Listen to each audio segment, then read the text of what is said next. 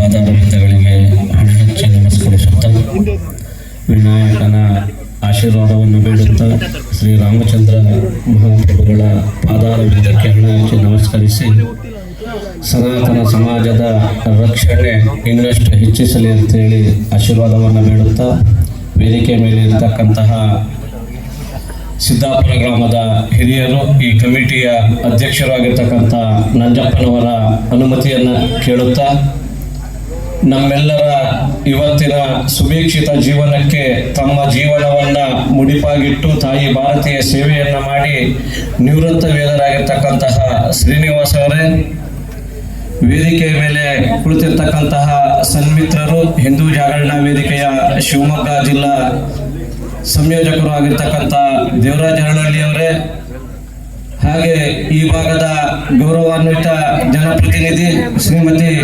ನಾಗರತ್ನಮ್ಮ ಅನಿಲ್ ಕುಮಾರ್ ಅವರೇ, ಸೇರಿರ್ತಕ್ಕಂಥ ಶ್ರದ್ಧೆಯ ತಾಯಂದಿರೇ, ನಲ್ಮೆಯ ಯುವ ಮಿತ್ರರೇ, ರಾಮನ ಭಕ್ತರೇ ಹಾಗೂ ನಮ್ಮೆಲ್ಲರ ಸಮಾಜದ ಸ್ವಾಸ್ಥ್ಯವನ್ನು ಕಾಯ್ತಾ ಇರತಕ್ಕಂತಹ ಆರಕ್ಷಕರೇ, ಪರೋಕ್ಷವಾಗಿ ಪ್ರತ್ಯಕ್ಷವಾಗಿ ಈ ಕಾರ್ಯಕ್ರಮಕ್ಕೆ ಸಹಕಾರವನ್ನು ನೀಡಿರ್ತಕ್ಕಂತಹ ಹಿಂದೂ ಸಮಾಜ ಬಂಧುಗಳೇ, ಮೊನ್ನೆ ತಾನೇ 5 ದಿನದ ಹಿಂದೆ ನಾವೆಲ್ಲರೂ ಈ ಸಂಸ್ಕೃತಿಯ ವರ್ಷಧಾರೆಯನ್ನ ಅಂದ್ರೆ ಯುಗಾದಿಯನ್ನ ಮಾಡಿ ವರ್ಷದ ಮೊದಲನೆಯ ಹಬ್ಬವಾಗಿ ಈ ನೆಲ ಯಾವ ಹಬ್ಬವನ್ನ ಆಚರಿಸುತ್ತೆ ಅಂತಂದ್ರೆ ಹಿಂದೂಗಳ ಅಸ್ಮಿತೆ, ಭಾರತೀಯ ಇತಿಹಾಸ, ಭಾರತೀಯ ಸಂಸ್ಕೃತಿ ಅಂದ್ರೆ ರಾಮ ಅನ್ನೋದನ್ನ ನೆನೆಸ್ಕೊಳ್ಳೋದರ ಸಲುವಾಗಿ ರಾಷ್ಟ್ರದ ಮೊದಲ ಆಚರಣೆ ಯಾವುದು ಕೇಳಿದ್ರೆ ರಾಮನವಮಿ. ಹಾಗಾಗಿ ನಮ್ಮ ಸಂತತಿ ಯಾವುದು ಕೇಳಿದ್ರೆ ಶ್ರೀರಾಮ ಸಂತತಿ. ಅನೇಕ ಜನ ಹೇಳ್ತಾ ಇದ್ರು ರಾಮನ ಮಂದಿರವನ್ನ ಅಯೋಧ್ಯೆಯಲ್ಲಿ ಕಟ್ಟುವಾಗ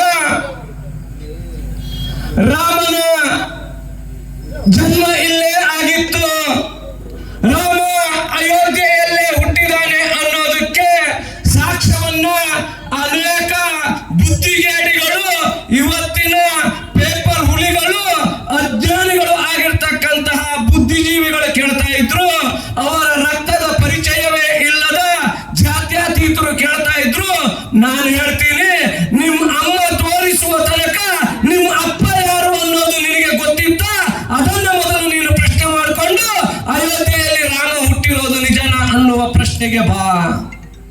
ಅಮ್ಮ ಅನ್ನೋದು ಸತ್ಯ, ಅಮ್ಮ ಅನ್ನೋದು ನಮ್ಮ ಉಸಿರು, ಅದೇ ರೀತಿ ಅಪ್ಪ ಅನ್ನೋದು ನಂಬಿಕೆ. ನಮ್ಮ ಹಿಂದೂ ಸಮಾಜದ ತಾಯಿ, ಹಿಂದೂ ಸಮಾಜದ ತಾಯಿ ಬೇರು ಯಾರು ಕೇಳಿದ್ರೆ ಅಯೋಧ್ಯೆಯ ಆದರ್ಶ ಪುರುಷ ಶ್ರೀರಾಮಚಂದ್ರ ಮಹಾರಾಜ ಅನ್ನೋದನ್ನ ನಾವು ಮರ್ತಿಲ್ಲ. ಹಾಗಾಗಿ ಆರಂಭದಲ್ಲಿ ಹೇಳಿದ್ರು, ಗೋಹತ್ಯೆಯನ್ನ ತಡಿತಕ್ಕಂಥದ್ದು ಪೊಲೀಸ್ ಇಲಾಖೆಯ ಕೆಲಸ ಅಲ್ಲ. ಪೊಲೀಸ್ ಇಲಾಖೆಯಲ್ಲಿರ್ತಕ್ಕಂತಹ ಕೆಳವರ್ಗದ ಕೆಳಸ್ತರದ ಪೊಲೀಸರು ಕೆಲಸವನ್ನ ಮಾಡಬಹುದು, ಆದರೆ ಮೇಲ್ವರ್ಗದ ಅಧಿಕಾರಿ, ಆ ರಾಜಕೀಯ ವ್ಯಕ್ತಿಗಳ ಬೂಟು ನೆಕ್ಕುವವ ಬಂದಾಗ ರಾಮನು ಉಳಿಯಲ್ಲ, ಗೋಮಾತೆಯು ಉಳಿಯಲ್ಲ, ಪಕ್ಕದಲ್ಲಿ ಹರಿಯುವ ತುಂಗಭದ್ರೆಯು ಸ್ವಚ್ಛವಾಗಿರೋದಕ್ಕೆ ಸಾಧ್ಯ ಇಲ್ಲ. ಹಾಗಾಗಿ ನಾವೇನು ಹಿಂದೂ ಯುವ ಸಮುದಾಯದವರು ಇದ್ದೇವೆ. ಆರಂಭದಲ್ಲಿ ನಾನು ಹೇಳಿದೆ, ಶ್ರೀನಿವಾಸ್ ಅವರು ನಮ್ಮ ಇವತ್ತಿನ ಈ ನೆಮ್ಮದಿಯ ಜೀವನಕ್ಕೆ ಕಾರಣಕರ್ತರಾಗಿ ಅವರ ಜೀವನದ ಮುಡಿಪನ್ನ ಆ ತಾಯಿ ಭಾರತೀಯ ಸೇವೆಗಾಗಿ ಮಾಡಿ ನಿವೃತ್ತರಾಗಿ ಬಂದ್ರು. ಅವರ ಮಧ್ಯೆ ನಾವು ಕುಳಿತಿದ್ದೀವಿ.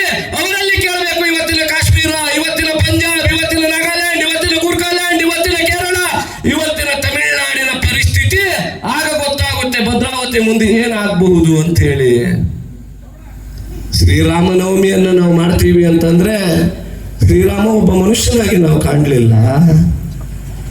ಶ್ರೀರಾಮನಲ್ಲಿ ಭ್ರಾತೃತ್ವವನ್ನು ನೋಡಿದ್ವಿ, ಶ್ರೀರಾಮನಲ್ಲಿ ಪಿತೃವಾಕ್ಯ ಪರಿಪಾಲಕನನ್ನಾಗಿ ನೋಡಿದ್ವಿ, ಶ್ರೀರಾಮನಲ್ಲಿ ಪ್ರಜಾತತ್ವದ ರಾಜನನ್ನ ನೋಡಿದ್ವಿ, ಶ್ರೀರಾಮನಲ್ಲಿ ಸತಿಯನ್ನ ಪ್ರೀತಿಸುವ ಇನ್ನೊಬ್ಬ ಗಂಡು ಯಾರು ಇರೋದಕ್ಕೆ ಸಾಧ್ಯ ಇಲ್ಲ ಅಂತ ನೋಡಿದ್ವಿ, ಇಡೀ ಸಮಾಜದ ಹೆಣ್ಣು ಮಕ್ಕಳನ್ನ ನನ್ನ ಸಹೋದರಿಯರಂತ ನೋಡಿದ್ವಿ. ಶ್ರೀರಾಮ ಶ್ರೀರಾಮನಲ್ಲಿ ಒಬ್ಬ ಒಳ್ಳೆಯ ಸ್ನೇಹಿತನನ್ನ ನೋಡಿದ್ವಿ, ಆದರ್ಶ ಪುರುಷನನ್ನ ನೋಡಿದ್ವಿ. ಹಾಗಾಗಿ ಶ್ರೀರಾಮನನ್ನ ನಾವು ಇವತ್ತು ಸಹ ಹಿಂದುತ್ವದ ಅಸ್ಮಿತೆ ಅಂತಂದ್ವಿ. ಶ್ರೀರಾಮಚಂದ್ರ ಯಾರು? ಅಯೋಧ್ಯೆಯನ್ನ ಆಳ್ತಾ ಇರ್ತಕ್ಕಂತಹ ದಶರಥ ಮಹಾರಾಜರು 3 ಜನ ಹೆಂಡತಿಯನ್ನ, ಕೌಸಲ್ಯೆಯನ್ನ, ಕೈಕೆಯನ್ನ ಹಾಗೂ ಸುಮಿತ್ರೆಯನ್ನ 3 ಜನರನ್ನ ಮದುವೆಯಾದರೂ ಸಹ ಪುತ್ರರು ಆಗೋದಿಲ್ಲ. ಆಗ ವಸಿಷ್ಠ ಮುನಿಗಳ ಹತ್ರ ಹೋಗಿ ಹೇಳ್ತಾರೆ, ಸ್ವಾಮಿ, ನಾನು ಈ ರಾಜ್ಯದಲ್ಲಿ ಯಾವುದೇ ಅನಾಹುತವನ್ನ ಮಾಡಲಿಲ್ಲ, ಯಾವುದೇ ಅನ್ಯಾಯವನ್ನ ಮಾಡಲಿಲ್ಲ, ಆದ್ರೆ ನನಗೆ ಪುತ್ರ ಸಂತಾನ ಇಲ್ಲ ಅಂತೇಳಿ ಕೇಳಿಕೊಂಡಾಗ ಆ ವಸಿಷ್ಠ ಮುನಿಗಳು ಅಗ್ನಿದೇವನ ಪ್ರಾರ್ಥನೆಯನ್ನ ನೀನು ಮಾಡಬೇಕು ಅಂತೇಳಿ ಪುತ್ರಕಾಮಿಷ್ಠ ಯಾಗವನ್ನ ಮಾಡ್ತಾರೆ. ಆ ಯಾಗದಲ್ಲಿ ಆ ಬೆಂಕಿಯಲ್ಲಿ ಬರುವಂತಹ ಪಾಯಸವನ್ನ ತೆಗೆದುಕೊಂಡು ಹೋಗಿ ನಿನ್ನ 3 ಜನ ಪತ್ನಿಯರಿಗೆ ಕೊಡು, ನಿನಗೆ ಪುತ್ರರ ಪ್ರಾಪ್ತಿಯಾಗುತ್ತೆ ಅಂತ ಹೇಳ್ತಾರೆ. ಕೌಸಲ್ಯಗೆ ಶ್ರೀರಾಮನನ್ನ, ಸುಮಿತ್ರೆಗೆ ಲಕ್ಷ್ಮಣ ಮತ್ತು ಶತ್ರುಘ್ನರನ್ನ, ಕೈಕೆಗೆ ಭರತರನ್ನ ವರದಾನವನ್ನಾಗಿ ಕೊಡ್ತಾರೆ. ಆವಾಗ ಶ್ರೀರಾಮಚಂದ್ರರ ಜನ್ಮವನ್ನ ನಾವು ಇವತ್ತು ಇತಿಹಾಸದಲ್ಲಿ ಓದ್ತೀವಿ. ವಿಷ್ಣುವಿನ 7ನೇ ಅವತಾರವಾಗಿ ಈ ರಾಷ್ಟ್ರದಲ್ಲಿ ನಡೀತಾ ಇರ್ತಕ್ಕಂತಹ ಅನ್ಯಾಯ ಅಕ್ರಮವನ್ನ ಮೆಟ್ಟಿ ತುಳಿಯುವುದಕ್ಕಾಗಿ ಈ ನಾಡಿಗೆ ಪಾದಾರ್ಪಣೆಯನ್ನ ಮಾಡಿರ್ತಕ್ಕಂಥವ್ರು ಯಾರು ಕೇಳಿದ್ರೆ ಶ್ರೀರಾಮಚಂದ್ರ ಮಹಾಪ್ರಭುಗಳು. ಶ್ರೀರಾಮಚಂದ್ರರಿಗೆ ನಾವು ಇವತ್ತು ಪೂಜಿಸ್ತೀವಿ, ನಾವು ಆರಾಧಿಸ್ತೀವಿ.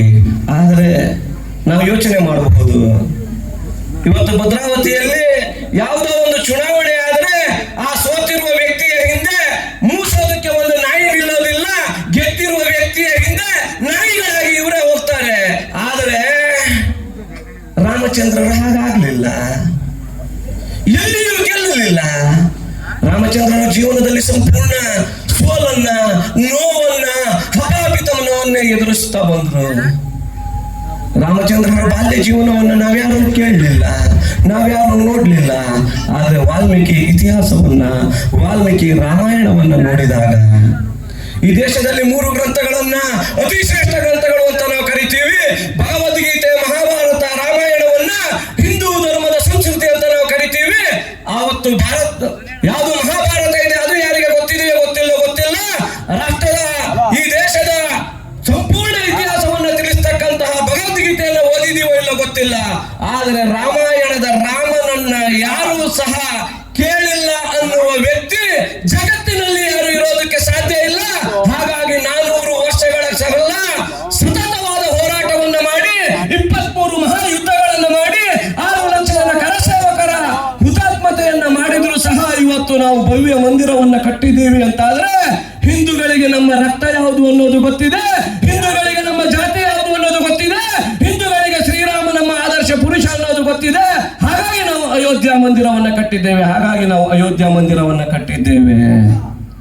ನಾವು ಹೇಳ್ತಾ ಇದ್ವಿ, ರಾಮನ ಪಾದದ ಮೇಲಾಣೆ ಮಂದಿರವಲ್ಲೇ ಕಟ್ಟುವೆವು, ರಕ್ತವನ್ನೇ ಚೆಲ್ಲುತ್ತೇವೆ, ಭವ್ಯ ಮಂದಿರ ಕಟ್ಟುತ್ತೇವೆ ಅಂತೇಳಿ ಇವತ್ತು ಅದನ್ನ ಸಾಕಾರ ಮಾಡಿದೀವಿ. ಮುಂದಿನ ದಿನ ಕೃಷ್ಣನ ಮಂದಿರವನ್ನು ನಾವು ಕಟ್ಟುವವರಿದ್ದೀವಿ. ಕಾಶಿಯಲ್ಲಿ ಇರ್ತಕ್ಕಂತಹ ಆ ಕಾಶಿಯ ಮಂದಿರವನ್ನ ಮತ್ತೆ ವೈಭವೀಕರಣಗೊಳಿಸಲಿದ್ದೇವೆ. ಕಾರಣ ಏನು ಕೇಳಿದ್ರೆ ರಾಮಾಯಣದ ತಾಕತ್ತು ನಮಗೆ ಏನು ಅನ್ನೋದು ಗೊತ್ತಿದೆ. ರಾಮನ ಹುಟ್ಟಿನ ಬಗ್ಗೆ ಕೇಳತಕ್ಕಂಥವ್ರು, ನೀವು ರಾಮನ ಹುಟ್ಟಿನ ಬಗ್ಗೆ ನಮ್ಮನ್ನ ಕೇಳಬೇಡಿ, ನಿಮ್ಮ ಮನೆಗೆ ಹೋಗಿ ನಿಮ್ಮ ಅಪ್ಪ, ಅಮ್ಮ, ಅಜ್ಜ, ಅಜ್ಜಿಗೆ ಕೇಳಿ. ಭಿಕ್ಷುಕ ಬಂದಾಗ ಅವನಿಗೆ ಒಂದು ತುತ್ತು ಅನ್ನ ಹಾಕಿದಾಗ ನಿಮ್ಮ ಅಜ್ಜ ಹೇಳ್ತಾನೆ, ಅಲಿಲು ಸೇವೆಯನ್ನ ಮಾಡಿ ಆದ್ರೂ ನಿನ್ನ ಪಾಪ ಕಳೆದುಕೋ ಅಂತೇಳಿ. ಆ ಅಲಿಲು ಸೇವೆ ಅನ್ನೋದನ್ನ ಕಲಿಸಿಕೊಟ್ಟಿರುವವರು ಈ ಭೂಮಿಗೆ ಯಾರು ಕೇಳಿದ್ರೆ ಶ್ರೀರಾಮಚಂದ್ರ ಅನ್ನೋದನ್ನ ನೀನು ಮರಿಬೇಡ. ಯಾಕಾಗಿ ಹೇಳಿದ ಆ ಮಾತನ್ನ? ತಾಯಿ ಸೀತಾ ಮಾತೆ ಲಂಕಾಧೀಶ್ವರ ರಾವಣ ಅಪಹರಣ ಮಾಡಿರ್ತಾನೆ. ಅಪಹರಣ ಮಾಡಿದಾಗ ಲಂಕೆಯನ್ನ, ಸಮುದ್ರವನ್ನ ದಾಟಿ ಲಂಕೆಗೆ ಹೋಗುವಾಗ ಸೇತುವೆಯನ್ನ ಕಟ್ಟಬೇಕು.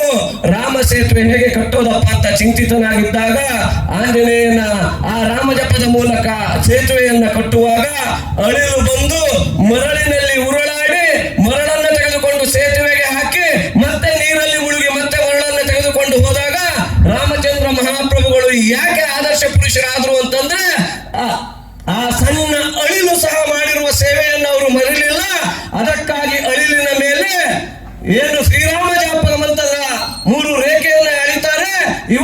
ಸಹ ಆ ಅಳಿಲು ಹುಟ್ಟುತ್ತಾ ಯಾವ ನಾಮವನ್ನು ಪಡಿತ ಅಂತ ಕೇಳಿದ್ರೆ ರಾಮನ ತಾರಕ ಮಂತ್ರದ 3 ಜಪದ ತಂತ್ರವನ್ನ ತನ್ನ ದೇಹದ ಮೇಲೆ ಇಳಿಸುತ್ತೆ.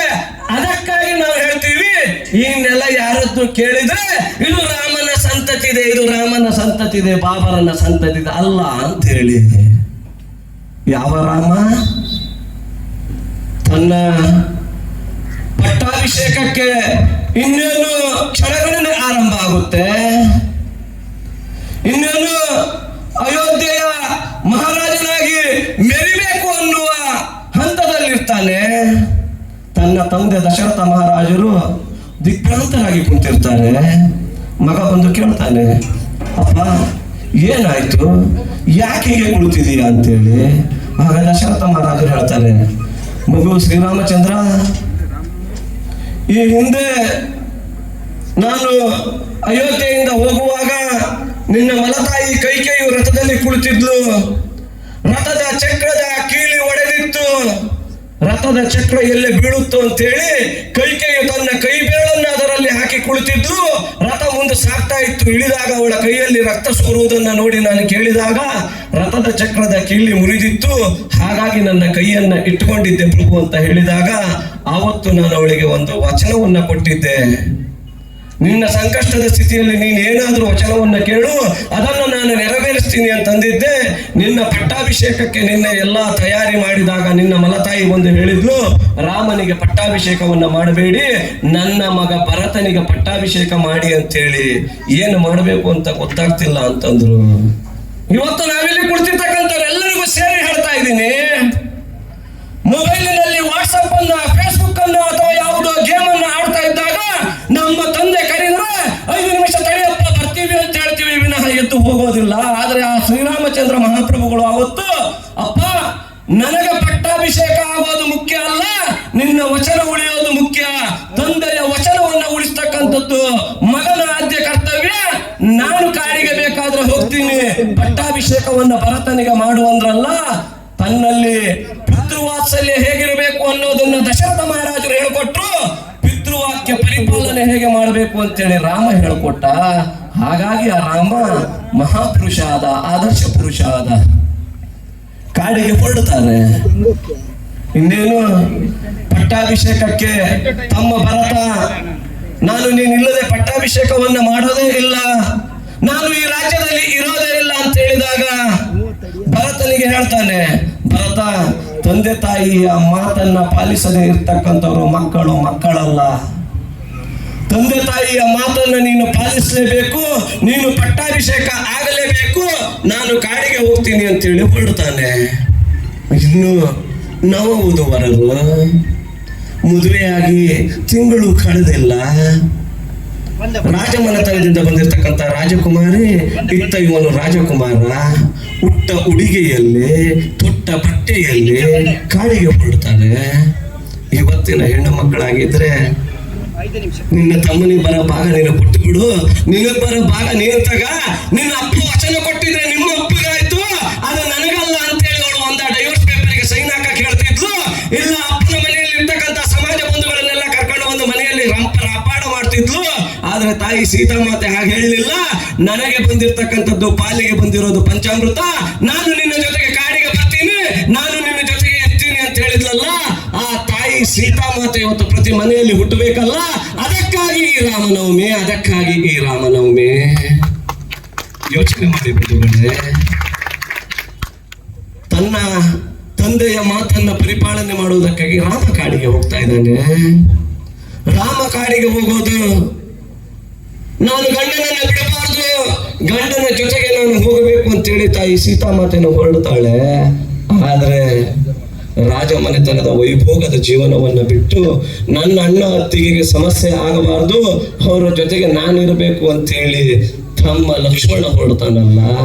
ಇವತ್ತು ನಾವೇನಾದ್ರೂ ನಾವು ತಗೊಂಡಿರುವ ಕಾರಿಗಿಂತ ಇನ್ನೊಂದು ಸ್ವಲ್ಪ ಬೆಲೆ ಜಾಸ್ತಿ ಕೊಟ್ಟು ನಮ್ಮ ಅಣ್ಣ ಒಂದು ಕಾರ ತಂದ್ರೆ ನಮ್ಮ ಅಪ್ಪನ ಹತ್ರ ಹೇಳ್ತೀವಿ, ಅಡಿಕೆ ಬೆಳೆದಿರುವ ಬೆಳೆಯಲ್ಲಿ ನೀನು ಅಣ್ಣನಿಗೆ ಹೆಚ್ಚಿನ ಭಾಗ ಕೊಟ್ಟಿದೀಯಾ, ನನಗೆ ಕಮ್ಮಿ ಕೊಟ್ಟಿದೀಯಾ, ನನ್ನ ಭಾಗವನ್ನು ಇವತ್ತು ನನಗೆ ಕೊಟ್ಟು ಬಿಡು, ನನಗೆ ಈ ಕಾರ್ ಬೇಡ, ನನ್ನ ಅಣ್ಣ ಇನ್ನೋವಾ ತಗೊಂಡಿದ್ದಾನೆ, ನನಗೆ ಕಿಯಾನೇ ಬೇಕು ಅಂತ ಕೇಳ್ತಾ ಇದ್ವಿ. ಆದ್ರೆ ಲಕ್ಷ್ಮಣ ಹಾಗೆ ಮಾಡ್ಲಿಲ್ಲ. ಪಟ್ಟಾಭಿಷೇಕ ತಮ್ಮನಿಗೆ ಆಗೋದಾದ್ರೆ ಆಗ್ಲಿ, ನಾನು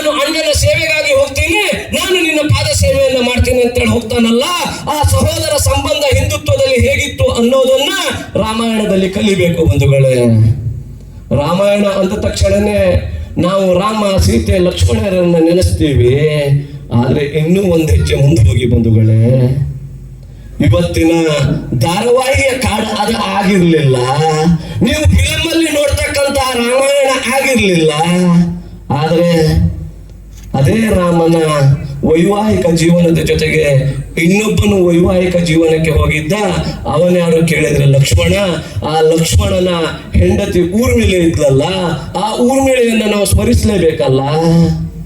14 ವರ್ಷ, 1 ವರ್ಷ 2 ವರ್ಷ ಅಲ್ಲ ಬಂಧುಗಳೇ, 14 ವರ್ಷ ಅಣ್ಣನ ಸೇವೆಗಾಗಿ ಲಕ್ಷ್ಮಣ ಕಾಡಿಗೆ ಹೋಗುವಾಗ ಊರ್ಮಿಳೆ ಹೇಳ್ತಾಳೆ, ನನ್ನನ್ನು ಕರೆದುಕೊಂಡು ಹೋಗಿ, ಇಲ್ಲ ನೀವು ಹೋಗೋದು ಬೇಡ ಅಂತೇಳಿ. ಆವಾಗ ಲಕ್ಷ್ಮಣ ಹೇಳ್ತಾನೆ, ಊರ್ಮಿಳೆ, ನಿನ್ನನ್ನು ಕರೆದುಕೊಂಡು ಹೋಗಬಾರ್ದು ಅನ್ನುವ ಭಾವನೆ ನನ್ನಲ್ಲಿ ಇಲ್ಲ. ಅಕಸ್ಮಾತ್ ನಾನು ನಿನ್ನ ಜೊತೆಗೆ ಬಂದ್ರೆ ನಮ್ಮಿಬ್ಬರ ಪ್ರೀತಿ ಪ್ರೇಮ ಅನ್ನುವ ಈ ಸಮಯ ವ್ಯರ್ಥದಲ್ಲಿ ನನ್ನ ಅಣ್ಣನ ಸೇವೆ ಮಾಡೋದನ್ನ ನಾನು ಮರಿಬಹುದು. ದಯಮಾಡಿ ನನಗೆ ಅಂಗಾಲಾಚಿ ಬೇಡ್ತೀನಿ, ನನ್ನ ಅಣ್ಣನ ಸೇವೆಗಾಗಿ 14 ವರ್ಷ ಮುಡಿಪಾಗಿ ಇಡೋದಕ್ಕೆ ನನಗೆ ಸಮಯವನ್ನ ಕೊಡು. ಇನ್ನುಳಿದ ಅಷ್ಟು ವರ್ಷಗಳು ನಿನ್ನ ಸೇವೆಯನ್ನ ಮಾಡ್ತೀನಿ ಅಂದಾಗ ರಾಜಕುಮಾರಿ ಆಗಿರ್ತಕ್ಕಂಥ ಊರ್ಮಿಳೆ ಹೇಳ್ತಾಳೆ, 14 ವರ್ಷ ಕಾಡಿಂದ ನೀನು ಬರುವ ತನಕ ನಾನು ಯಾವುದೇ ಕಾರಣಕ್ಕೂ ಈ ಉಟ್ಟ ಉಡುಗೆಯನ್ನ ಬಿಟ್ಟು ಇನ್ಯಾವುದು ಉಡುಗೆಯನ್ನ ತೊಡೋದಿಲ್ಲ. ನನ್ನ 3 ಅತ್ತೆಯರ ಮತ್ತು ಮಾವರ ಸೇವೆಯನ್ನ ನೀವಿಬ್ಬರು ಈ ಊರಿಗೆ ಬರುವ ತನಕ ನಾನು ಮಾಡ್ಕೊಂಡಿರ್ತೀನಿ ಅಂತೇಳಿ ವಾಗ್ದಾನ ಕೊಡ್ತಾಳಲ್ಲ. ಆ ಮಹಿಳೆ ಇವತ್ತು ನಮ್ಮ ಪ್ರತಿ ಮನೆಗೆ ಬೇಕಲ್ಲ. ಅದಕ್ಕಾಗಿ ಈ ರಾಮನವಮಿ. ಇವತ್ತಿನ ಹೆಣ್ಣು ಮಕ್ಕಳಾಗಿದ್ರೆ 14 ವರ್ಷ ಬೇಡ ಬಂಧುಗಳೇ, ಕೆಲಸ ಬಿಟ್ಟು 1 ಗಂಟೆ ಲೇಟ್ ಆಗಿ ಬಂದ್ರೆ ಅವನು ವಾಟ್ಸಪ್ ಅನ್ನ ಚೆಕ್ ಮಾಡ್ತಾರೆ, ಕಾಲ್ ಲಿಸ್ಟ್ ಅನ್ನ ಚೆಕ್ ಮಾಡ್ತಾರೆ. ಕಾಲ್ ಲಿಸ್ಟ್ ಅಲ್ಲಿ ಆ ಟೈಮ್ ಯಾವಾದ್ರೂ ಅನ್ನೋನ್ ನಂಬರ್ ಇತ್ತು ಅಂತಂದ್ರೆ ಆಶಿಸಿ ತೂತಾಗುತ್ತೆ. ಅತ್ತೆ ಮಾವರು ಬೀದಿಗೆ ಬರ್ತಾರೆ, ಅಕ್ಕಪಕ್ಕದವರು ಗಲಾಟೆ ನೋಡೋದಕ್ಕೆ ಮೊಬೈಲ್ ಇಟ್ಕೊಂಡು ಬರ್ತಾರೆ. ಆ ಪರಿಸ್ಥಿತಿ ಇರ್ತಿತ್ತಲ್ಲ, ಅದು ಆಗಬಾರ್ದು. ನಾವು ಯಾವ ಸಂಸ್ಕೃತಿಯಲ್ಲಿದ್ವಿ? ನಮ್ಮ ಇತಿಹಾಸ ಎಂತದ್ದು? ನಮ್ಮ ಹಿರಿಯರು ಹೇಗೆ ಜೀವನ ಮಾಡ್ತಾ ಇದ್ರು ಅದನ್ನು ನಾವು ಕಲಿಬೇಕಲ್ಲ. ಸ್ನೇಹ ಸಂಬಂಧವನ್ನ ಒಮ್ಮೆ ವಾಲಿ ಸುಗ್ರೀವನ ಯುದ್ಧವನ್ನ ನೆನೆಸ್ಕೊಳ್ಳಿ. ಸುಗ್ರೀವನಿಗೆ ವಾಲಿಯು ಸ್ವಂತ ಅಣ್ಣ ತಮ್ಮರಾಗಿದ್ರು, ಸಹೋದರರಿಬ್ಬರ ಆ ಮೋಸದಾಟವನ್ನ ರಾಮ ಎಷ್ಟು ಸರಿಯಾಗಿ ಆ ಯುದ್ಧವನ್ನ ಗೆದ್ದು ಅವರ ರಾಜ್ಯವನ್ನ ಅವರಿಗೆ ಒಪ್ಪಿಸಿ ತನ್ನ ಸೈನ್ಯವನ್ನ ಮುಂದಕ್ಕೆ ಒಯ್ತಾನೆ. ರಾಮನ ಹಾದಿ ಸುಗಮವಾಗಿರ್ಲಿಲ್ಲ ಬಂಧುಗಳೇ. ಇತ್ತ ತಮಿಳರ ಸೇನೆ, ಅತ್ತ ವಾನರ ಸೇನೆ. ಇವತ್ತಿನ ತರ ನೀವು ತಮಿಳರು ನಾವು ಕನ್ನಡದವರು ಅಂತೇಳಿ ಅವತ್ತು ತಮಿಳಿನ ಸೇನೆ ವಾನರ ಸೇನೆ ಏನಾದ್ರೂ ಹೋರಾಟ ಮಾಡ್ತಿತ್ತು ಅಂತಂಗಿದ್ರೆ ರಾಮ ಸೇತು ಕಟ್ಟೋದಕ್ಕೆ ಸಾಧ್ಯ ಇರಲಿಲ್ಲ. ಕಾರಣ ಯಾಕೆ ಕೇಳಿದ್ರೆ, ರಾಮ ಸೇತು ಕಟ್ಟಿರ್ತಕ್ಕಂಥದ್ದು ತಮಿಳುನಾಡಿನಲ್ಲಿ, ಆ ರಾಮ ಸೇತುವನ್ನ ಕಟ್ಟಿರ್ತಕ್ಕಂಥದ್ದು ಕಿಷ್ಕಿಂಧೆಯ ಆಂಜನೇಯ. ನಾವು ಮರಿಬಾರ್ದಲ್ಲ. ಆಂಜನೇಯ ಯಾರು ಕೇಳಿದ್ರೆ ಕರ್ನಾಟಕದವನು, ರಾಮ ಸೇತು ಎಲ್ಲಿತ್ತು ಕೇಳಿದ್ರೆ ತಮಿಳುನಾಡಿನಲ್ಲಿ. ಅದೇ ಇವತ್ತು ನಾವು ಹೇಳ್ತೀವಿ, ಈ ಹಿಂದೂ ಸಮಾಜ ಅಳಿದೋಯ್ತು. 10 ದಿಕ್ಕುಗಳಲ್ಲಿಯೂ ಸಹ ಆ ಮೊಘಲರ, ಆ ಅರಬರ, ಆ ಖಿಲ್ಜಿಯ, ಆ ಬಹುಮನಿ ಸುಲ್ತಾನರ, ಆ ದೆಹಲಿ ಸುಲ್ತಾನರ ಅರ್ಭಟ ಹೆಚ್ಚಿದ್ದಾಗ ಈ ಕರ್ನಾಟಕದಲ್ಲೇ ಹುಟ್ಟಿರುವ ಒಬ್ಬ ಮಹಾರಾಷ್ಟ್ರದ ರಾಜ ಶಿವಾಜಿ ಹಿಂದವಿ ಸಾಮ್ರಾಜ್ಯವನ್ನ ಕಟ್ಟಿದ ಅಂತ ಹೇಳಿದ್ರೆ, ಇವತ್ತು ಕನ್ನಡ ಪರ ಸಂಘಟನೆಯ ಉದರ ಪೋಷಣೆ ಸಂಘಟನೆಯವರು ಹೇಳ್ತಾರೆ ಶಿವಾಜಿ ಮಹಾರಾಷ್ಟ್ರದವನು, ಶಿವಾಜಿ ಮಹಾರಾಷ್ಟ್ರದವನು ಅಂತೇಳಿ. ಶಿವಾಜಿ ಹುಟ್ಟಿರುವ ಜಾಗ ಯಾವುದು, ಶಿವಾಜಿ ಬೆಳೆದಿರುವ ಜಾಗ ಯಾವುದು, ಶಿವಾಜಿಯ ಅಪ್ಪನ ಸಮಾಧಿ ಇರೋದೆಲ್ಲಿ ಅನ್ನೋದನ್ನ ತಿಳಿಯದ ಅವಿವೇಕಿಗಳು ಇವರು ಇವತ್ತು ಹೇಳ್ತಾರೆ. ಆದ್ರೆ ನಾವು ಅರ್ಥ ಮಾಡ್ಕೋಬೇಕು, ಹಿಂದೂ ಸಮಾಜವನ್ನ ಕಟ್ಟೋದಕ್ಕೆ ಹೊರಟಿರುವವರು ನಾವು, ರಾಮನ ಭಕ್ತರು ನಾವು, ಆಂಜನೇಯನ ಕುಲದವರು ನಾವು. ನಮ್ಮಲ್ಲಿ ಜಾತಿ, ಪಕ್ಷ, ಪ್ರಾಂತ, ಭಾಷೆ ಯಾವುದೇ ಭೇದ ಬರದಂತೆ ಆ ಅಯೋಧ್ಯೆಯ ರಾಮಚಂದ್ರನ ಭಕ್ತರಾಗಿ ಇಡೀ ದೇಶವನ್ನ ಇನ್ನೊಮ್ಮೆ ಹಿಂದವಿ ಸಾಮ್ರಾಜ್ಯವನ್ನ ಕಟ್ಟುವುದರ ಮೂಲಕ ಅಖಂಡ ಭಾರತವನ್ನ ಮಾಡಬೇಕು. ಅದಕ್ಕಾಗಿ ಈ ರಾಮನವಮಿ, ಅದಕ್ಕಾಗಿ ಈ ರಾಮನವಮಿ. ಯಾವ ಅಖಂಡ ಭಾರತ? ಇವತ್ತು ನಾವು ಹೇಳ್ತೀವಿ 1947 ಆಗಸ್ಟ್ 14 ಮಧ್ಯರಾತ್ರಿ ಈ ದೇಶಕ್ಕೆ ಸ್ವಾತಂತ್ರ್ಯ ಬಂತು ಅಂತೇಳಿ. ಒಬ್ಬನೇ ಒಬ್ಬ ವಿಜ್ಞಾನಿ ಇರಬಹುದು, ಘೋಷಿತ ಬುದ್ಧಿಜೀವಿಗಳಿರಬಹುದು, ಅಥವಾ ಇವತ್ತಿನ ವಿದ್ವಾಂಸರಿರಬಹುದು. ನಾನು ನೇರವಾಗಿ ಪ್ರಶ್ನೆ ಮಾಡ್ತೀನಿ, 1947 ಆಗಸ್ಟ್ 14ರ ಮಧ್ಯರಾತ್ರಿ ಭಾರತಕ್ಕೆ ಸ್ವಾತಂತ್ರ್ಯ ಬಂದಿರೋದೇ ನಿಜ ಆದ್ರೆ ಈ ದೇಶ ಸ್ವಾತಂತ್ರ್ಯ ಕಳೆದುಕೊಂಡಿರುವ ಇಸವಿಯನ್ನು ನೀವು ಯಾರಾದ್ರೂ ಹೇಳಿ. ಜಗದೇಕ ವೀರ ಸಿಕಂದರ್ ಈ ದೇಶದ ಮೇಲೆ ದಂಡೆತ್ತಿ ಬಂದಿರುವ ಅವರ ಅರಸರು ಅವನನ್ನು ಸೋಲಿಸಿ ಕಲಿಸಿದಾಗ ಈ ದೇಶ ಏನಾದರೂ ಸ್ವಾತಂತ್ರ್ಯವನ್ನು ಕಳ್ಕಂತ?